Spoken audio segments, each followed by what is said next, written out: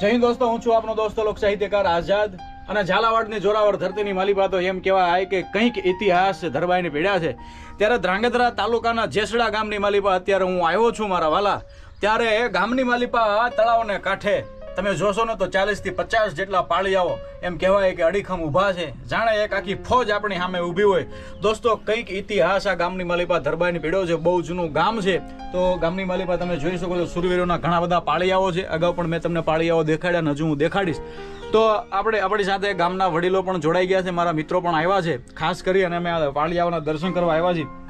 બાપુ, તમારું નામ જણાવી દો આપણા દર્શક મિત્રોને. ઘનશ્યામસિંહ લાલુભાઈ. સરસ સરસ. ઘનશ્યામસિંહ બાપુ આપણી સાથે જોડાઈ ગયા છે દોસ્તો. અને બીજું બાપુ, આ મુખ્ય પાળીઓ છે ને આ જગ્યાનું, આપણે નામ શું છે દાદાનું ખ્યાલ છે તમને? રતનસિંહ દાદા. ગામ ધણી હતા? ગામ ધણી હતા રતનસિંહ દાદા. અને ધીંગાણે કામ આવેલા.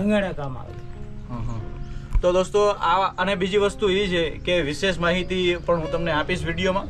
અને આવી રીતના તમે જોશો તો આ જગ્યાએ ઘણા બધા પાળિયાઓ છે. અને બીજું મને વિશેષ આનંદ એ આવ્યો કે ગામના લોકોનો આ બધા પાળિયાઓને, આ બધી ઐતિહાસિક ધરોહરને સાચવવાનો પ્રયાસ કેવો કે અત્યારે બધું રિનોવેશનનું કામ ચાલુ છે. અને જેટલા પણ પાળિયાઓ કોઈ જર્જરિત છે, આ તે બધા પાળિયાઓને વ્યવસ્થિત રીતે સાચવવાની પણ એમની તકેદારી રાખવાની જવાબદારી એમણે ઉપાડી છે. અને તમે કાળી ચૌદશ નું કીધું, એ શું હતું બાબુ? અમે ડાયરો કરી કાળી ચૌદશ ને બધા કુટુંબ ભેગું થયું. કાળી ચૌદશ ના દિવસે બધા ચાલા બધા અમારા સમાજના સર્વે અહીંયા આયોજકો હોય તે કાળી ચૌદશ ના દિવસે ડાયરો કરે છે.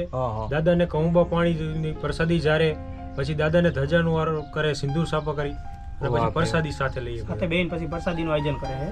દોસ્તો, જેસડા એમ કહેવાય કે પંખીના માળા જેવું ગામ, પણ કંઈક ઇતિહાસ મેં તમને કીધું ને, સદીઓ જૂનું આ ગામ છે. બરાબર છે. ગામની માલિપા પ્રાચીન શિવાલય છે. અને પેલા બાપુનું નામ આપણે ગોદડ બાપુ, એ તમે વાત કરો તો આપણા દર્શક મિત્રોને ઇતિહાસ તમે જે તમને યાદ હોય.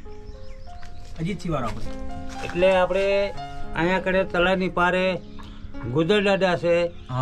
એ ગોદર દાદાના સમાધિ લીધેલી.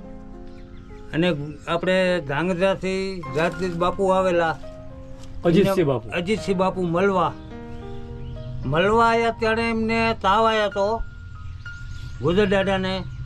અને પછી હવે એમને ગોદર દાદાને ઊભું તો થવું પડે.